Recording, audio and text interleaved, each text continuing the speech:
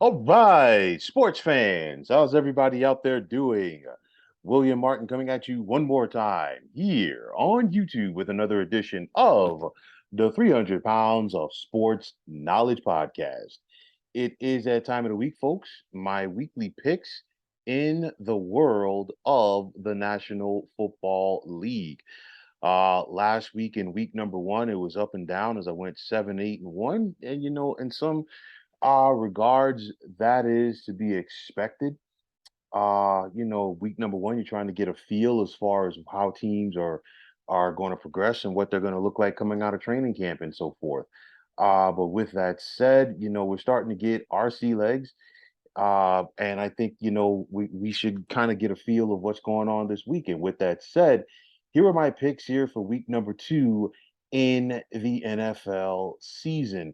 Now you're going to have the New York Jets traveling to take on the Cleveland Browns. Cleveland comes into this game favored by 6.5 points over the Jets. And, you just simply have to wonder, is this going to be one of those, once again, another long season for the Jets? I mean, they basically got run off of their own field last week at the hands of the Baltimore Ravens. And if you're the Cleveland Browns, you got out of Carolina with a win last week in the Baker Bowl, and now you want to try to go out there, get your first home win of the season, of course, and go to 2-0. You look at the Browns, they have a lot of talent at the skill positions around quarterback Jacoby Brissett, and that's important because, I think the key for Brissett is to know that the Browns can run the football effectively with Nick Chubb and Kareem Hunt. And that really sets up and predicates everything that they can do on offense. So the most important thing for Brissett to do is not go out there and try to win this game by himself. If he can stay within the realm of the offense and also know that you have a solid defense led by Myles Garrett, you're definitely going to put your team in a position to win. For the Jets, you saw Joe Flacco play last week. It wasn't pretty. The talent isn't there around him, and I think he's in for another long Sunday afternoon tomorrow. And with that said, I'm going to take the Browns to win at home by the score of 27-17. Now in Motown, you're going to have the Detroit Lions hosting the Washington Commanders. And it was the same story for the Lions last week as they were close, but they just couldn't get over the hump against the Philadelphia Eagles. And for Dan Campbell and his crew, you know that they're going to be spunky. They're going to give you everything that they have, but can they find a way to get past Washington? Now, you look at Washington, they got the win last week at home against Jacksonville. Carson Wentz continues to be an up and down quarterback. And that's going to be the thing. That's been the bugaboo for Carson Wentz throughout the majority of his NFL career. Sometimes he looks good, and then at other points he has the yips. I think if Carson Wentz tries to hold that football a little bit too long in that pocket tomorrow against Detroit, rookie defensive end rather, Aiden Hutchinson could possibly tee off on him. I think this game right here is going to be a back and forth affair. Two so-so teams that are looking to try to find their way, if you will, and try to see if they can make some noise here in 2022. But with that said, I'm going to take Detroit at home by the score of 24-22. Now, down in the Bayou, you're going to have the New Orleans Saints hosting the Tampa Bay Buccaneers, and this is a second consecutive road game for the Bucks to begin the season. But this has been a tough matchup over the past 2 years. Why? In 5 games between these two divisional rivals, Tampa Bay and quarterback Tom Brady are just 1-4. You look at it right now, the Saints know how to get after Tom Brady defensively. They know that they have a veteran quarterback. He's not flight of foot. He was never that way, even in his prime. So you got to go back there and make him uncomfortable. I think the key for the Bucks in this game, they have to run the football with Leonard Fournette and really dictate things up front. Now, also in this contest, in order for the Bucks to run the football, they got to try to find a way to slow down and neutralize Cam Jordan and the rest of this front seven of the Saints defense. That has been a big thing that has hurt the Bucks in recent years, and also the Saints in the secondary can match up athlete for athlete in regards to the skill positions. Now, last week we saw the Saints offense come back against the Atlanta Falcons. Quarterback Jameis Winston got into a rhythm, and he also has a talent around him with the likes of Alvin Kamara and Michael Thomas, and of course Jarvis Landry. Um, the bottom line is the Saints have continued to be a thorn in the side of the Tampa Bay Buccaneers. And a big reason for that is the Saints are a darn good football team. And I think these two are the class of the NFC South. I think they duke it out all throughout the year. But I'm going to take New Orleans in this contest by the score of 27-20. Now, at MetLife Stadium in East Rutherford, New Jersey, it's going to be the New York Football Giants in their home opener hosting the Carolina Panthers in the Dave Gettleman Bowl. Now, for the Giants, they got that road upset win last Sunday over the Tennessee Titans for their first week 1 win since the 2016 season. In that contest, we saw the Giants run the football with Saquon Barkley very effectively, and I think that's going to be the game plan once again here. Now, this Giants defense under defensive coordinator Wink Martindale, they love to bring pressure. And that defense, I think, could have an impact for New York in this game because you look at Carolina in recent years, they have had one of the worst offensive lines in football. It showed again last week at times when Baker Mayfield was going up against the Cleveland Browns, and I think it could rear its ugly head again. Wink Martindale has asked for the crowd to be loud in this one. You don't have to ask sports fans in the New York, New Jersey area to be loud. I look at the Giant fan base like this. This team, this fan base has needed something to cheer about for a very long time. Last week's win against the Titans gave them life, and I think they will be out in full force to support their beloved Giants tomorrow afternoon. Thus, I'm going to take New York with the 24-19 win.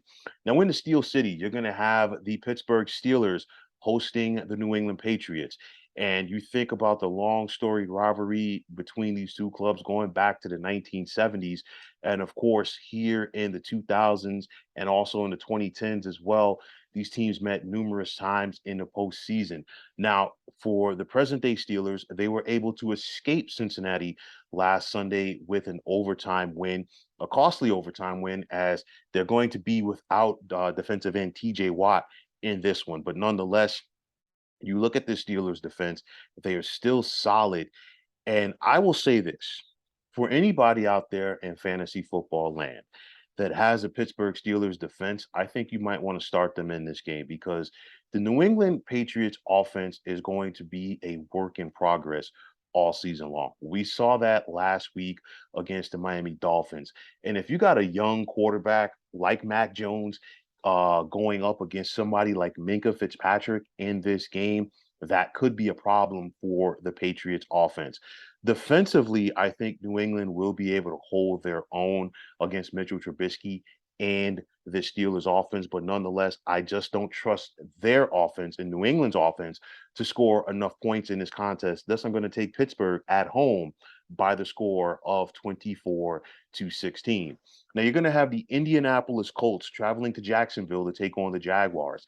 And for the Colts, they had to pick it up, if you will, late in last week's game against the Houston Texans just to get a tie. That was not expected by a lot of people. But if you're the Colts, obviously you didn't lose the game, but you don't want to start off 0-1-1 against two of the bottom feeders in the AFC, and of course, two of the bottom feeders in your respective division. I think you have a veteran quarterback for the Colts and Matt Ryan. But again, just like it was last year, the key to this offense is Jonathan Taylor. And we saw this Jacksonville team give Indianapolis problems last year, most notably in week number 18 in that loss, which prevented the Colts from getting to the playoffs because they said, hey, we're going to stop Jonathan Taylor and then we're going to make then Colts starting quarterback Carson Wentz beat us with his arm, and Carson did it. Well, did not do that. Now, Matt Ryan is much more crafty as a quarterback. He's a veteran, a former NFL MVP. I think he is not going to shy away from the challenge as far as being able to score some points against this Colts defense. And pardon me, this Jaguars defense. But speaking of the Colts defense, they want to go out there and to continue to confuse the Jaguars' young quarterback and Trevor Lawrence. We saw Lawrence throw a costly interception last week for Jacksonville in their loss to the Washington Commanders. And just like it was last year, he has gotten off to a bad start. I think the home crowd will be into it. I think Jacksonville will be game, but I'm going to take Indianapolis on the road in this one by the score of 27-24.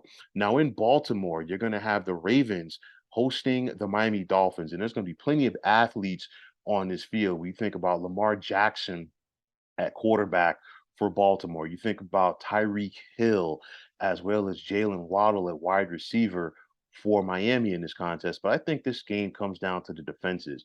Will this Dolphins defense be able to contain and neutralize Lamar Jackson? They did it last year when they upset the Ravens, and they obviously want to go out there and do it again. But of course, like we said coming into this season, the key for Miami is quarterback Tua Tagovailoa. Can he consistently get the football downfield to his two playmaking receivers in Waddle and Hill? That's going to be the key. But at the end of the day, I'm going to take Baltimore at home in this one by the score of 27-19. Now you're going to have the Los Angeles Rams hosting the Atlanta Falcons. Los Angeles comes into this game favored by 10 points, and they need to get back on track after they were run off of their own home field to begin the season last Thursday night against the Buffalo Bills. The Falcons were game. They had a lead late, but then they found a way to lose at home to the New Orleans Saints, and they want to get back on track. I know that the Rams are favored big in this contest. 10 points is really big as far as the spread goes in the National Football League, but I think they're going to once again be game. Now, for Los Angeles, for all of the talent that they have, they got to find a way to establish the run game. Their offensive line is a work in progress, but they still have to find a way to run the ball to take some pressure off of Matthew Stafford and this passing attack. But nonetheless, I think that the Rams will get some of their issues resolved in this game. And because of that, I think they're going to get the 33-17 win. Like I said, it's a 10-point line, but nonetheless, I don't think that the final score in this one is going to be indicative of how close the game will be because the Falcons will definitely give the Rams everything that they have. Now, in the Bay Area, you're going to have the San Francisco 49ers hosting the Seattle Seahawks. San Francisco comes into this contest favored by 9 points, but they need to get their offense going. It was not pretty last week in the rain at Soldier Field against the Chicago Bears. Quarterback Trey Lance looks like a quarterback, or at least looked like a quarterback in that game that still is very green. And you have to wonder if that continues. Will the 49ers stick with him or go back to the veteran Jimmy Garoppolo? But San Francisco's got to play better. They're expected to have all-world tight end George Kittle back for this one. Deebo Samuel has to play better as well. And I think the presence of Kittle will definitely help. And I think this Niners defense will be up for the challenge. Seattle was the only NFC West team to win last week, and that was the team that most people expected to lose, but they got the upset win at home against Denver. Now, I think the key for Seattle in this game, they can't turn the ball over against this relentless and aggressive 49ers defense. This 49er offense with Trey Lance, I think, is going to be a work in progress, and I think this game is going to be closer than most people expect. Thus, I'm going to take San Francisco at home, though, by the score of 23-20. Now at AT&T Stadium in Arlington is going to be the Dallas Cowboys hosting the Cincinnati Bengals. Both of these teams tasted defeat last week, and for the Cowboys, it was a really bad defeat as they lost quarterback Dak Prescott to a thumb injury. In his place will be Cooper Rush, but that means everybody else on this team, not just offensively, defensively as well, needs to find a way to step up for the Cowboys.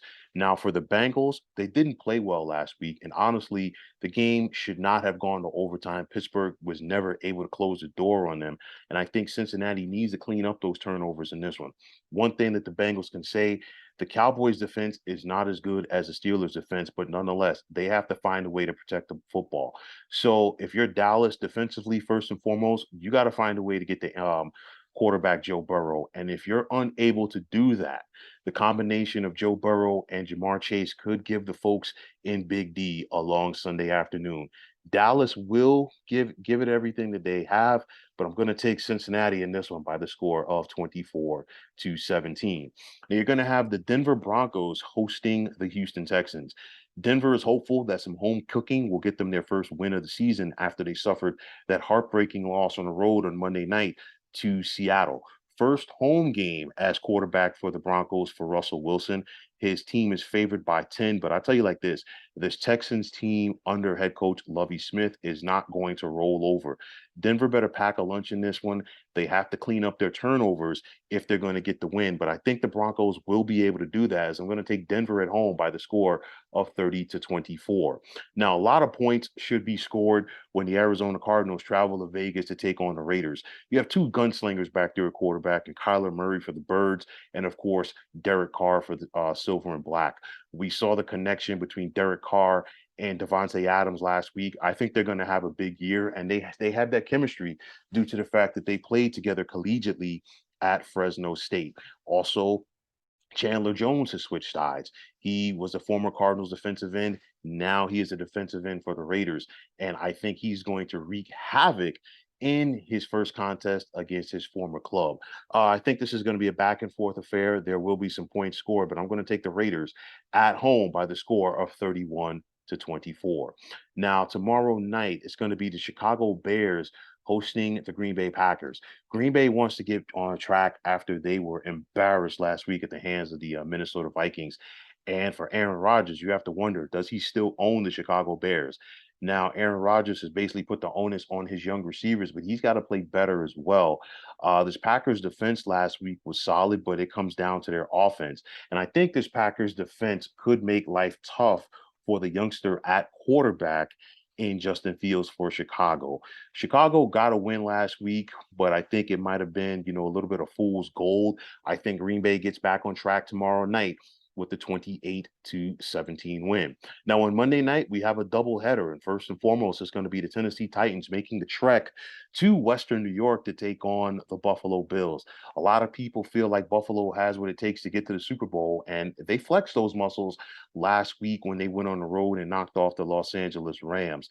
For Buffalo, they've had a couple of extra days to get prepared for this one, and it is their home opener. You got to like the way the quarterback Josh Allen is playing, and if this Titans defense had problems with Daniel Jones last week, what are they going to do in this one against Josh Allen? The Tennessee Titans, I just don't trust this team going forward with Ryan Tannehill.